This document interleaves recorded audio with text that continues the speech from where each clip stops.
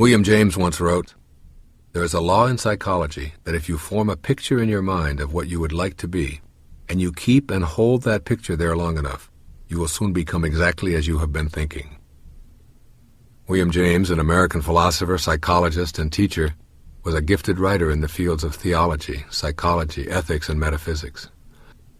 William is considered by many to be the father of modern psychology. In this one brief statement, he offers a powerful tool for all of us to use each and every day of our lives. This process of forming a picture in our mind is often referred to as visualization and is based on the biblical idea, "As ye think, so shall ye be." This goes well beyond the idea of positive thinking. If you want to see your life work at an entirely new level, I encourage you to discover how this law works for you personally. We think in pictures, just as we dream in pictures. Not words, sentences, or phrases, but mental images. The words are symbols enabling us to communicate or describe those pictures. It is this picturing process that William James is saying that you control with your free will. If you can learn to hold those pictures long enough without allowing anyone to weaken them, you will actually convert those pictures into your reality. You will become a co-creator of your very existence and all that shows up in your life. I have written an entire book and produced a recording based on the principles involved in this process called Manifest Your Destiny, and I choose not to repeat those 9 principles here. What I will do is offer you what I think of as the 4 R's for putting this idea to work beginning today. Here are the 4 R's in one sentence. What you really, really, really, really want, you will get. The first R stands for what you really wish. Here is where you form a picture of what you would like in your life, such as a promotion, a new car, weight loss, non-addiction, or whatever. Once the picture is formed, you wish for it by seeing yourself in the job or driving the new car or at your desired weight or non-addicted. Everything you manifest begins with a wish based upon an inner visualization. The second R stands for what you really desire. The difference between merely having a picture in your mind that you wish for and a desire is in your willingness to ask for it. Ask and you shall receive is not an empty promise. Whatever it is that you have wished for in your imagery, ask out loud but privately to receive. God, I am asking for your cooperation in bringing this picture to me in a material way. The third R stands for what you really intend. Now you take the picture which you have wished for and asked for, and you frame it into a statement of intention or will. It goes like this. I intend to bring this picture into my world with the cooperation of whatever you prefer to name as the creative intelligence.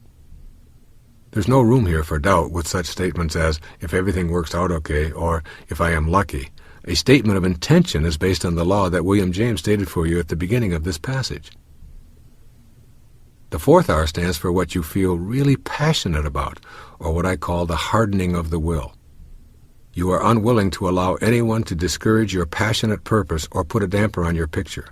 You resist the negative opinion of others, and you remain silent as much as possible on what it is that you intend to produce into your life. This passion is what William James meant by, and you keep and hold that picture there long enough. Those who are really, really, really, really accomplished at attracting into their lives all that they desire are by no means lucky, nor do their circumstances create their desires. They have all 4 R's working for them at all times, and particularly the fourth R, which is really passionate. Virtually everything in my life, including all of my books and tapes, are the result of applying this law in psychology. It all begins with a wish. This recording, along with the book, began with a wish that I could write a book and produce a recording that interpreted the great wisdom of the people I've so admired all of my life and what they offer all of us today, even though they've all left our planet. I then expressed this desire to my wife and my agent along with my editor at the same time as I asked for the ability and the cooperation of the universe in bringing it all about. This was followed by an intention to create such a book and record it, which I relayed to the various people and departments involved in the publishing process. Some liked it. Some were a bit skeptical, telling me all the reasons why poetry analysis were not popular, and some discouraged me. I had my picture of the book, and I loved the idea of bringing these great masters to my readers and to those who listen to my tapes. Finally, my passion took over, and it was impossible for me to ignore my picture. As William James said, you will soon become exactly as you have been thinking. And here it is. You're listening to it right now. The key to this is putting all 4 R's to work and really using them. What is it that you weren't willing to do to make it happen, is my response to the question I frequently hear as to why something didn't materialize as pictured.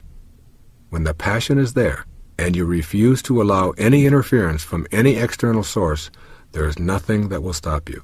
According to William James, it's the law.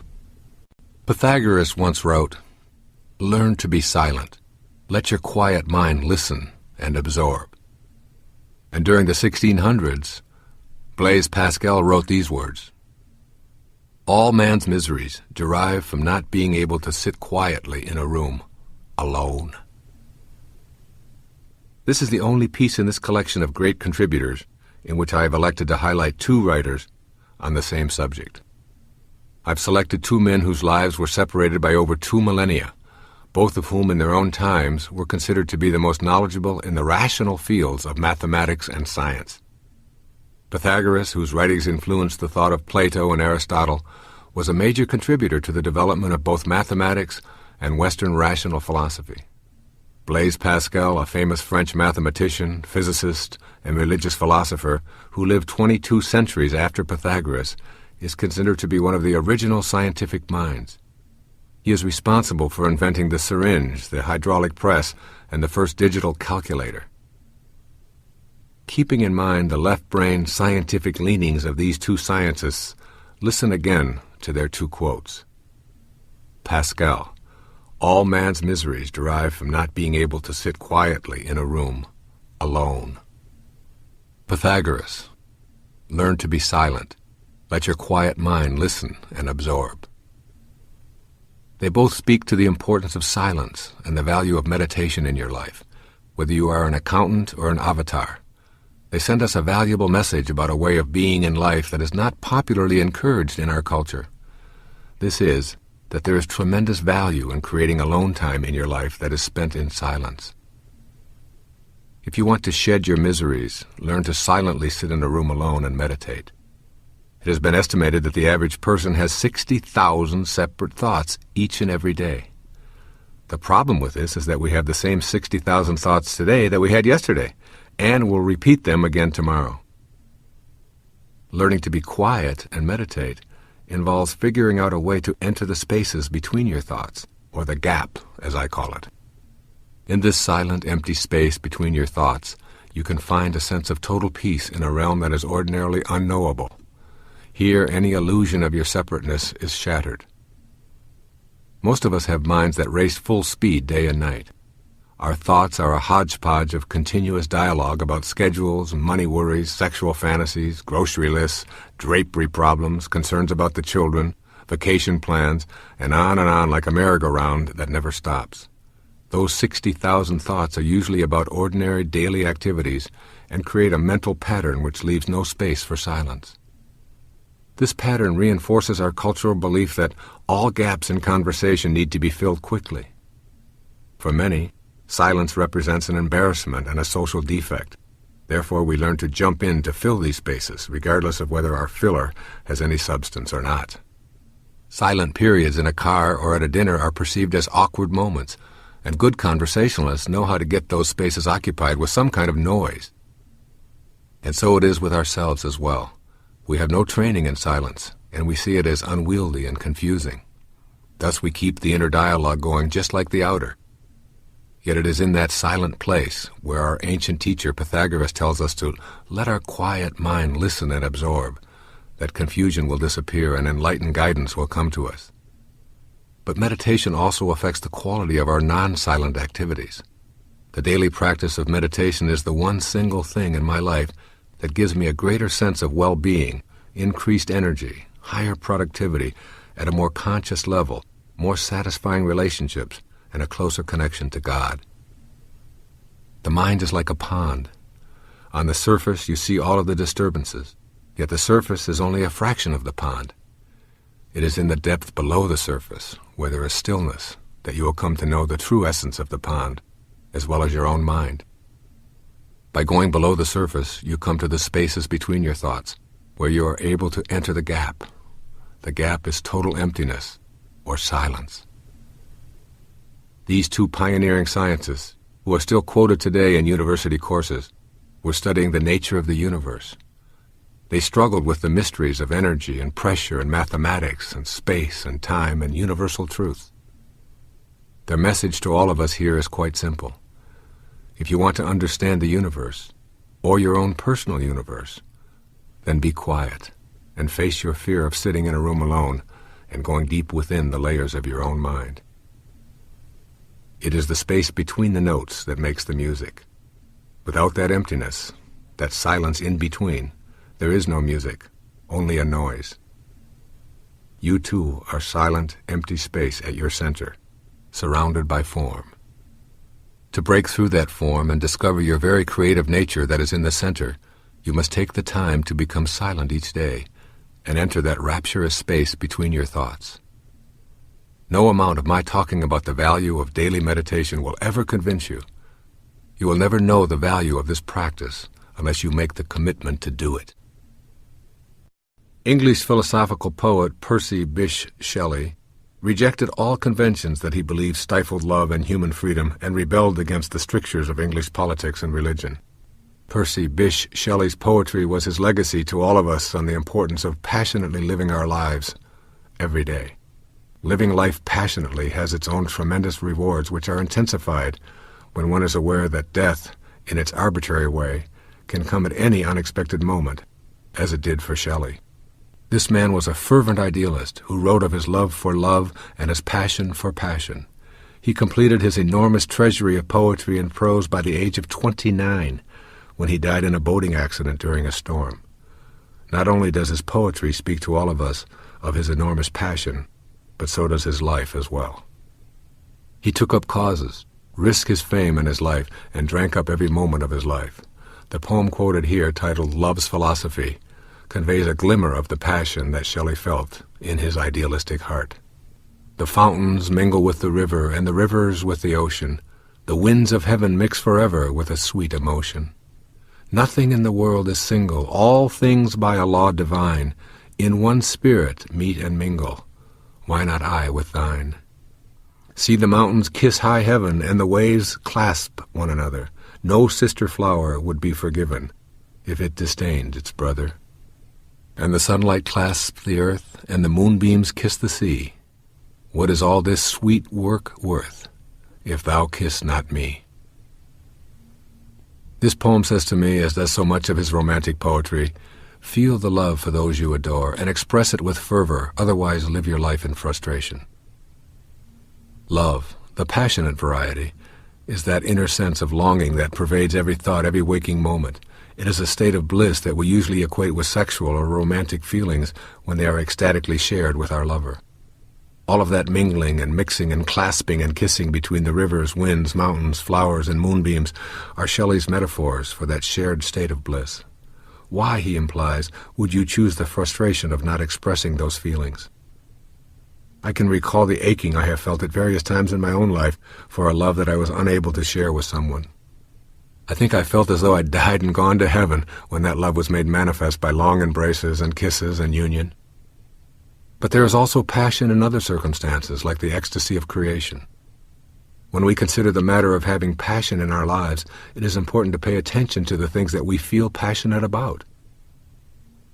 Shelley speaks of a love and a joyful heart that is able to appreciate the beauty of our world and all of those we feel connected to. His is not exclusively a passion that keeps us enslaved to our sexual ecstasies. What he is describing is living your life not as if today were the first day of the rest of your life, but as if this were the only day of your life, which of course it is. And sharing your passion because a shared joy is a way of doubling one's joy. Too often we find ourselves bogged down in a serious approach to life, using our minds to keep us in a state of angst, or even worse, indifference. Joy and ecstasy come from within. They cannot be purchased at any price. We are all seeking joy and happiness, and often feeling it is not a proper state of mind when it arrives. The key to knowing this state is to put passion into your life, but also your recreation, your vocation, and in all of your observations of yourself intermingling with this glorious universe. There is so much to be passionate about. I have found that people who have a passion or a strong will for what they want to achieve and who do not allow others to smear or sully their inner pictures of what they want to manifest always seem to get what it is they are desiring in their lives. Shelley lived out of his passionate idealism with every breath and heartbeat. His passion is reflected in his magnificent poetry. To put this passion to work into your own life, first, know that you are a part of a joyful universe. Allow your romantic, ecstatic, joyful emotions to appear more frequently in your daily life. When you feel joy, experience it and then express it. As it says in the New Testament, joy is the fruit of the Spirit. Don't deny yourself that fruit. Secondly, write your own poetry. Take the time to record your feelings of passion. Whether your passion is pottery or antique furniture, mathematics or music, express it in your own words. Third, give yourself permission to be a passionate person. Be passionate about anything or anyone you choose without interference from your inner critic. When that inner critic tries to make you feel foolish, gently but firmly tell it to wait for you in the lobby and invite it to rejoin you later if you want it. And fourth, tell those you love how you feel about them as often as possible. This will give you the opportunity to share your joy, and by doing so, doubling it.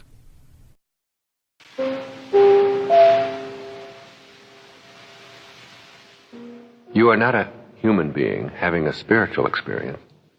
You are a spiritual being having a human experience.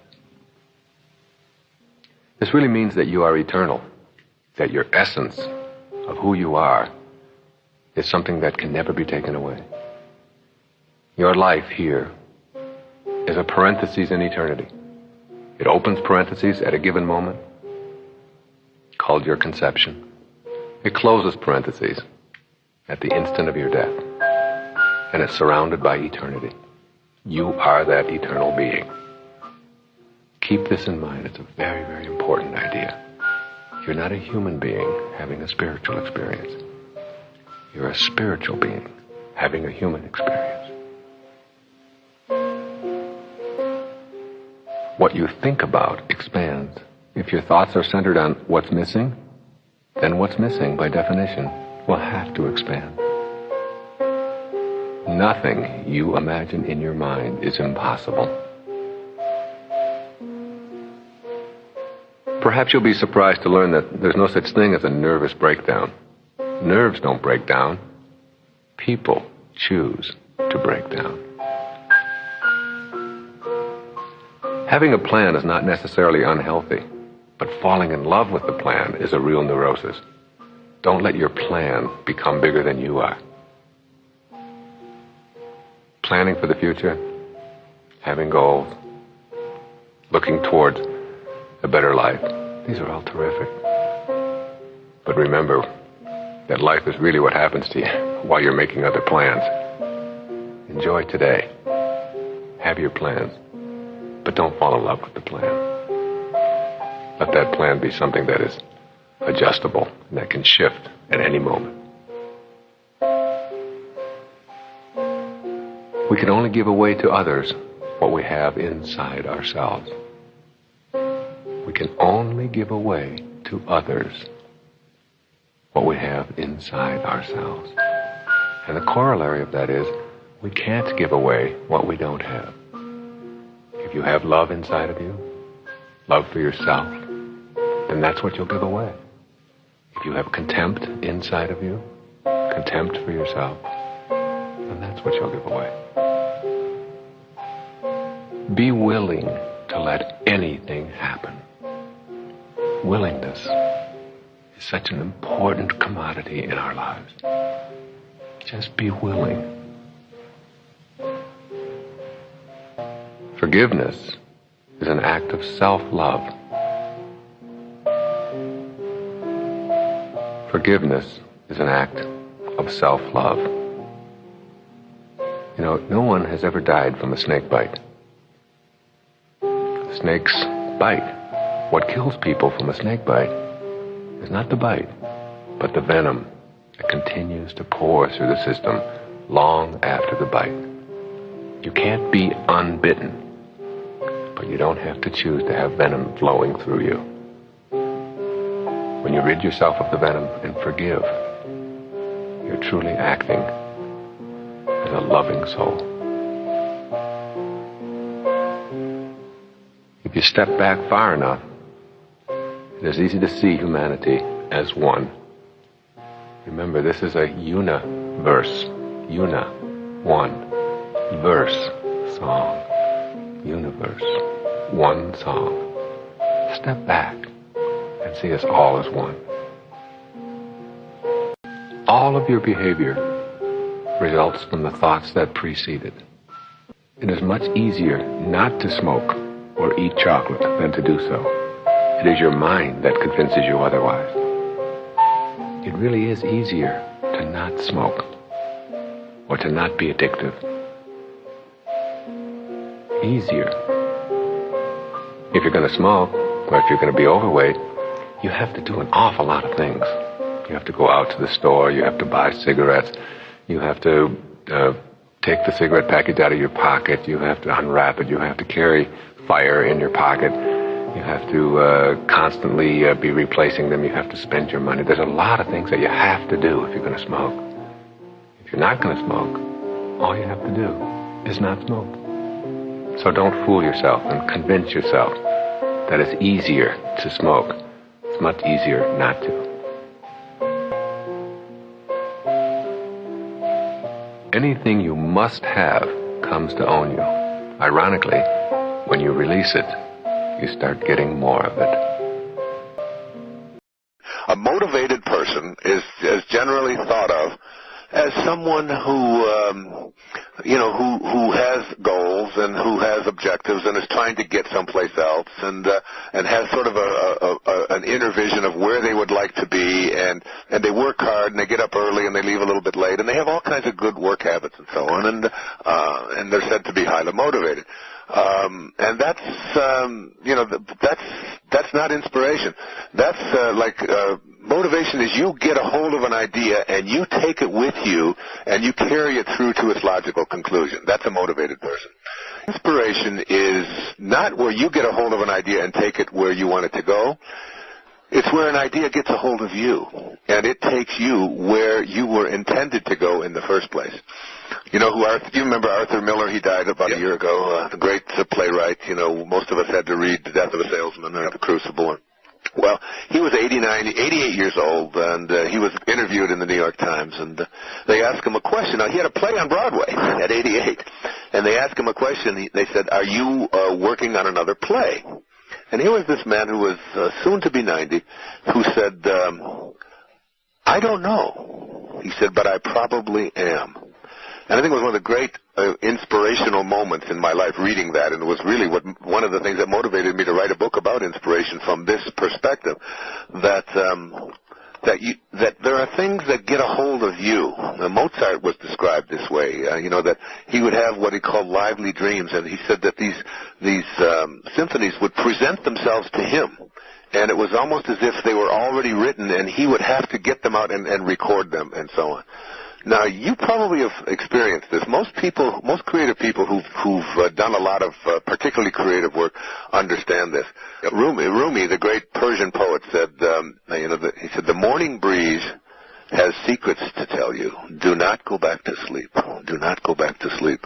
And what he was saying there was that when you are closest to God, between 3 or 4 o'clock in the morning, which is the best time for almost all of us, and almost everyone listening will awaken at one time or another between the hours of 3 and 4 and then go right back to sleep. But if you could understand that that's a wake-up call for you to be able to do what it is that you were designated to do, what you signed up to do, what your spirit is telling you to do, because inspiration is just about being in spirit.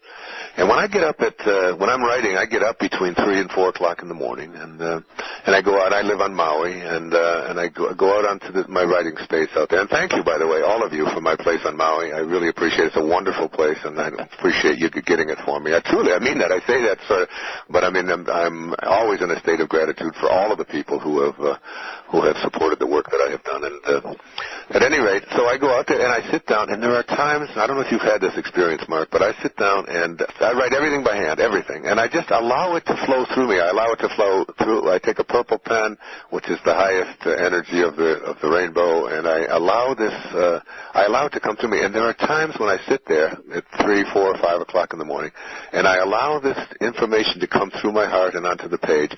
And I sit there and I wonder what's coming next. And oftentimes I'll read it. I'll think, I didn't even know I knew that. And then if I get stuck on something, or if I'm just not quite sure about something, I'll just reach over, and sure enough, there will be in a book that I've just grabbed off of the shelf or that's laying there. I'll just pick it up and open it up, and exactly what I needed will be in there. It's like when Patanjali said, dormant forces come alive, and you discover yourself to be a greater person by far than you ever dreamed yourself to be. What happens is that when you get yourself into that spirit and you allow it to flow through you and to work with you and to work for you and support you, it's taking you where you were destined to go. And what I'd like to do now is share with you what I think of as the essence of getting out of our personal history. You know, Alan Watts described it like this. He said, your life is like a boat, and it's heading up the river at 40 knots. And you're standing on the stern of the boat, looking down as the boat's heading in this direction, and you're looking at the water, and what you see before you is a wake. And he said, you have to ask yourself these 3 questions about the wake. The first question, what is the wake? And the wake that you're observing is just a trail that is left behind. That's what it is. It's just a trail that is left behind, if you can see that metaphor. And that's your life. And everything that's ever happened to you up until this moment, it's a wake. And the second thing is, what's driving the boat? That's the second question. That is, what's making your life go in this direction? And the answer to what's driving the boat is the present moment energy that's being generated by the engine. And nothing more. That's the only thing that makes the boat go. Now here's the most important question to ask yourself. Is it possible for the wake to drive the boat? That is, can a trail that is left behind make a boat go in this direction? And of course the answer to that is, it's impossible. Can't happen.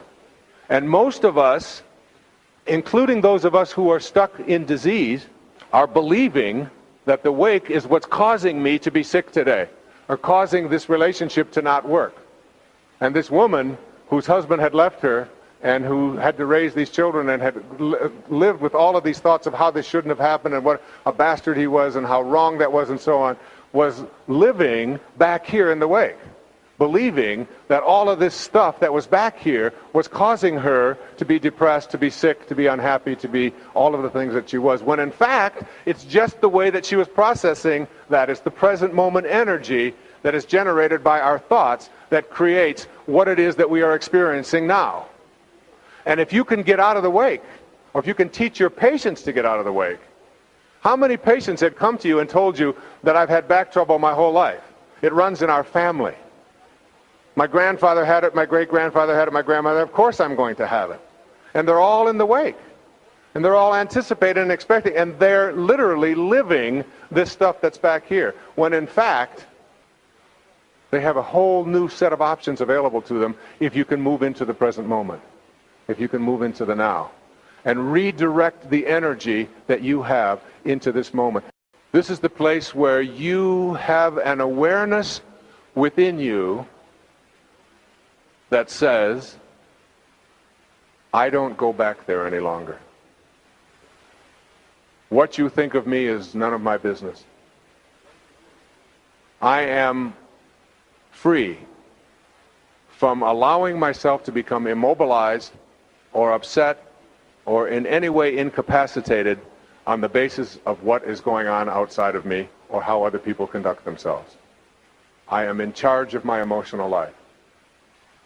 I live at bliss. My feelings come from my thoughts.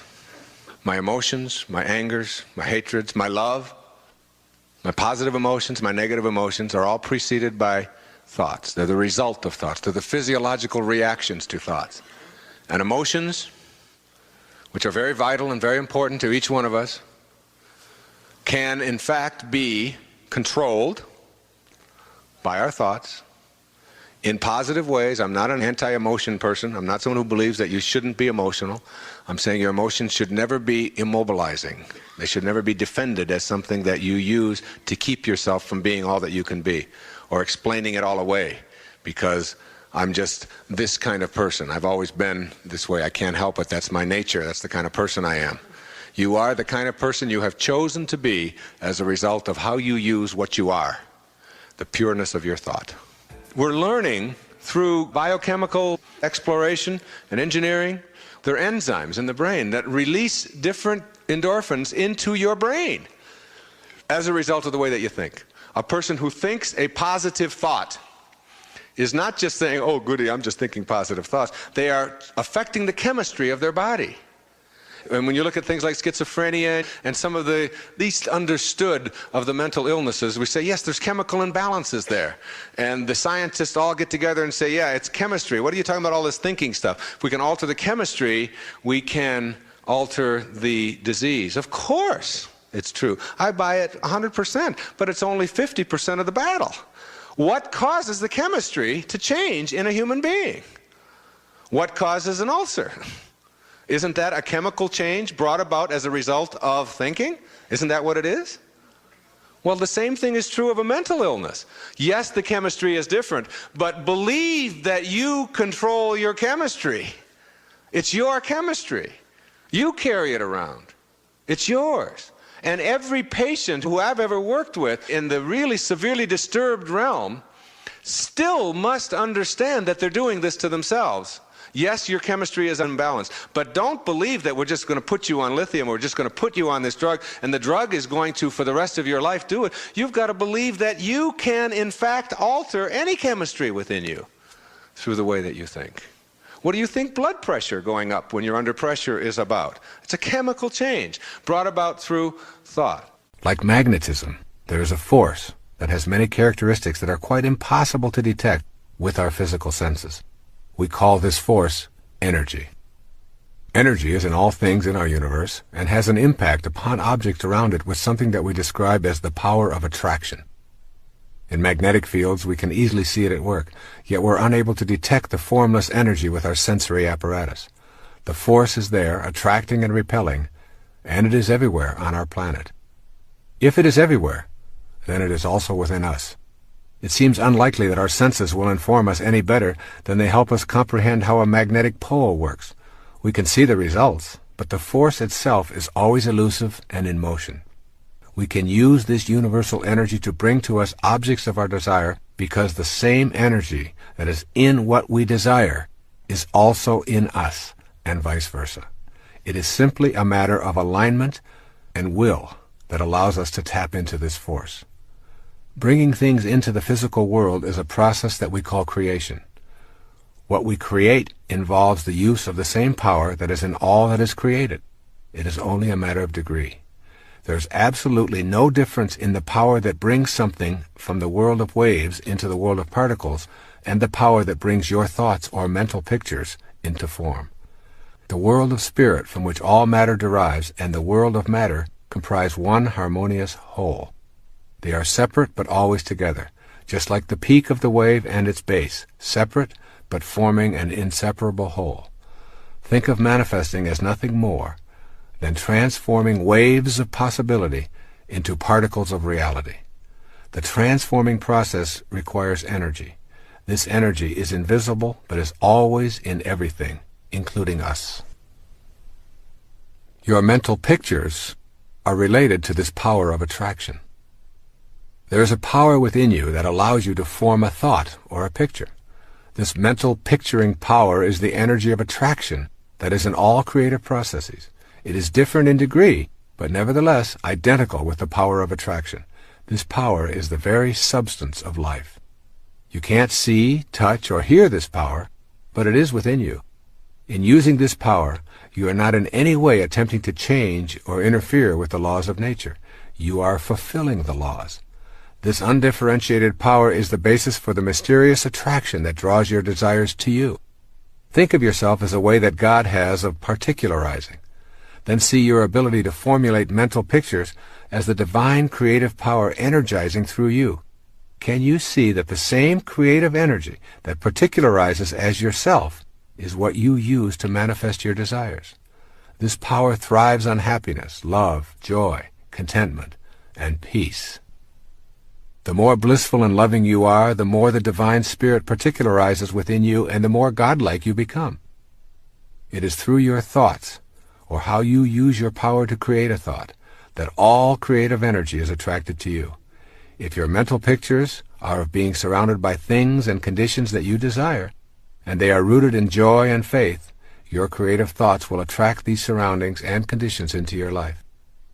The power to even have a thought is a divine power.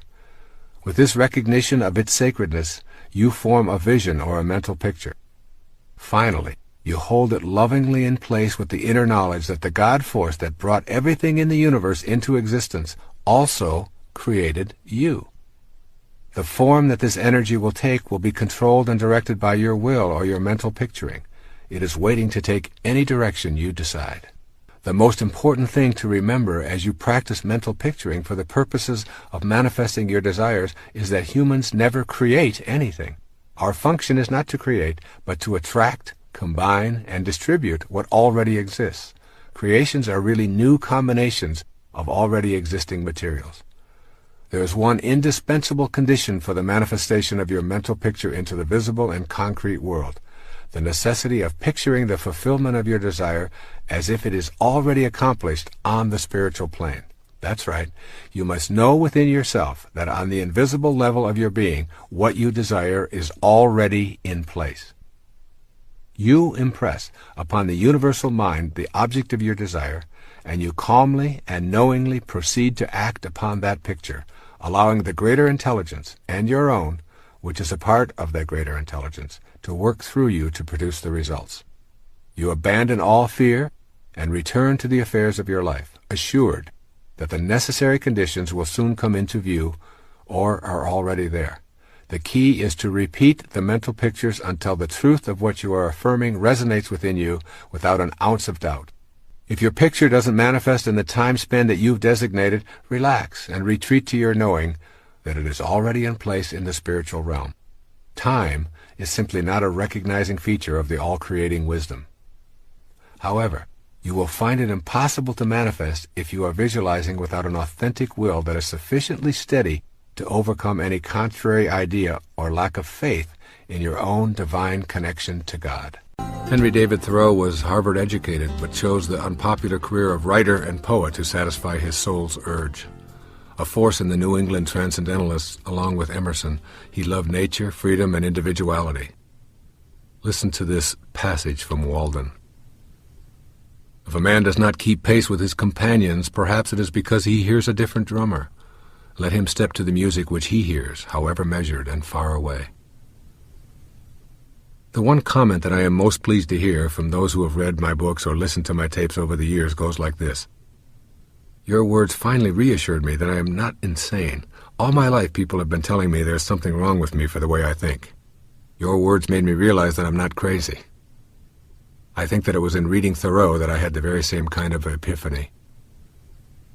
I have often imagined myself in the shoes of Thoreau, living simply and deliberately in the woods, being self-sufficient and writing down what I felt most deeply in my soul. But more than writing it down, the idea of living these ideas, regardless of how others perceived me or reacted, seemed somehow noble. Within each of us there is a voice that whispers, take the risks, pursue your dreams, live life to the fullest. As long as you're not hurting anyone else, why not? Then outside of us there are voices that scream, don't be a fool, you're going to fail. Be just like everyone else. If you do what you want, you're being selfish and you're hurting others. These loud, incessant dictates of our companions urge us to keep up with them and threaten to ostracize us when we fail to do so. I have observed that society in general always seems to honor its living conformists and its dead troublemakers. Everyone who has ever made a difference in any profession has listened to the music he or she hears and proceeded independent of the opinion of others. In doing so, they are labeled troublemakers, incorrigibles, even misfits. Yet they become highly respectable after death. This includes Henry David Thoreau, who was vilified for his position in his essay on the necessity of civil disobedience. and jailed for refusing to obey what he considered absurd rulings. Yet today he is required reading in virtually all high schools and universities. The beat that you hear within yourself is your connection to your soul's purpose. It will continue to plague you when you ignore it or suppress it in an attempt to conform with society. Those who implore you to march to the beat they hear are often well-intentioned and coming from a position of love for you. They'll tell you, "I only have your very best interest in mind, and I am the voice of experience. You'll be sorry if you don't follow my advice." You listen and you try so hard to be just like everybody wants you to be. Yet that nagging drum beat that no one else seems to hear faintly thumps in the farthest reaches of your awareness. If you continue to ignore it, you will live a life of frustration. You may even learn to suffer in comfort, which is the very best you'll be able to achieve. Thoreau is speaking directly to you from the mid-19th century about your own self-sufficiency and happiness. Whatever it is that you feel compelled to be or do is the voice of your soul pleading with you to have the courage to listen and act upon the melody only you hear, as long as it does not interfere with anyone else's right to pursue their dreams. And so it is with those around you who are also hearing a drum beat that is foreign to you. They too must be allowed to step to the music they hear, even though it may sound strident and off-key to you. If everyone marched to the very same music and no one ever strayed from that conformity, we would all still be living in caves and preparing the same old recipe. Take one whole buffalo, skin it, burn it, and devour it. Progress is the result of individuals first listening to what their hearts tell them, and then acting on those messages despite the protestations of the tribe. Imagine yourself walking through the woods with Mr. Thoreau back in the 1840s before the Civil War. His observations were based not on some philosophy he had read or heard, but from his own direct experience of feeling the outrage of conformity and seeing the horrors of how Native Americans were being treated by the white man. He knew that to go along with the popular idea of removing Indians from their lands was our very own Holocaust. And so he left to live in nature and experience self-sufficiency away from the pressures of the larger group. He did not keep step with his companions, and at the time he was criticized for it. Yet time has revealed him to be one of those troublemakers we revere. Walk with Thoreau in your own mind. Listen to the voice you hear and the drum beat only you can feel, and honor it, while honoring it in those you love as well. It is the ultimate act of unconditional love. While it may not get you any awards while you are alive, you can take comfort in knowing that you fulfilled your own divine purpose and encouraged others to do the same. To put Thoreau's advice into practice, first, refuse to evaluate yourself as sane or insane on the basis of how you fit in with the expectations of those around you. If you feel it and it harms no one, then it is authentic and very sane. Second, remind yourself that you will have to incur the misunderstanding and perhaps even the wrath of those in your immediate tribes for having the temerity to march to your own drumbeat. Don't take it personally, even for one moment. It is merely a strategy to get you to conform, and when you fail to react, the wrath will quickly disappear. Third, allow those in your immediate sphere, family and friends, to have the joy of blissfully marching to their own beat without having to explain or defend their choices.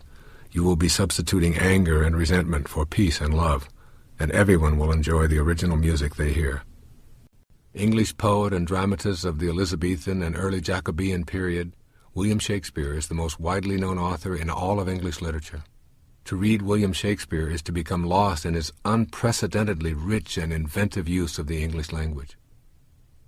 I decided to present this selection on the quality of mercy from The Merchant of Venice because I feel these are the most profound and practical 14 lines ever written on this human attribute. The quality of mercy is not strained. It droppeth as the gentle rain from heaven upon the place beneath. It is twice blessed. It blesseth him that gives and him that takes. 'Tis mightiest in the mightiest. It becomes the throned monarch better than his crown. His scepter shows the force of temporal power, the attribute to awe and majesty, wherein doth sit the dread and fear of kings. But mercy is above this sceptered sway. It is enthroned in the hearts of kings. It is an attribute to God himself.